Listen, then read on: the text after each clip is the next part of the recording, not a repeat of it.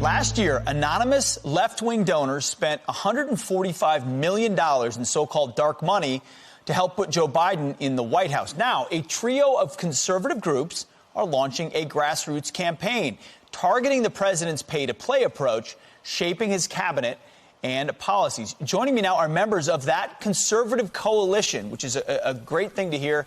Jessica Anderson is Executive Director for Heritage Action for America. Carrie Severino is President of Judicial Crisis Network. And Caitlin Sutherland is the Executive Director of Americans for Public Trust. Ladies, thank you all so much for being here this morning. Caitlin, let me start with you. And as you talk, we're going to show on the screen, portions of your ad. What's the theme of your ads, and why are you part of this coalition? Well, first, thanks for having us on. Of course.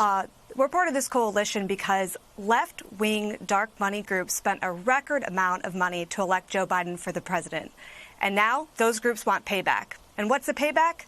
It's in the form of extreme liberal policies that are putting people out of work and keeping our kids out of schools. And it's a form of hiring liberal activists in the White House who worked for the same dark money groups that got him elected in the first place. Yeah, $145 million will buy you a lot of influence, and your ads focus on that dark money and how they erode the public trust. Carrie, your focus, if I'm correct, is on the consequences of defunding the police. Personnel is policy, and Biden has chosen, instead of going with the unity platform he pitched to the American people, has gone with the complete opposite. That is paying back these dark money groups, putting Vanita Gupta, the head of one of those same dark money groups, as one of the top officials at the Department of Justice. This is now the nation's top law enforcement agency that's being led basically by an anti-police radical. She has endorsed defunding the police, even in the midst of the violent riots we saw last summer. She has criticized crime victims' families who are advocating for stronger policing standards. This is a really shocking move, and the only reason you can understand it is if you recognize it's a payback. This is not about actually having justice at the Department of Justice. Great point, Carrie, because personnel is policy. In this particular case, radical people at the helm make even more extreme the policies that are already there. Jessica Anderson, what are the focus of what Heritage Action is doing?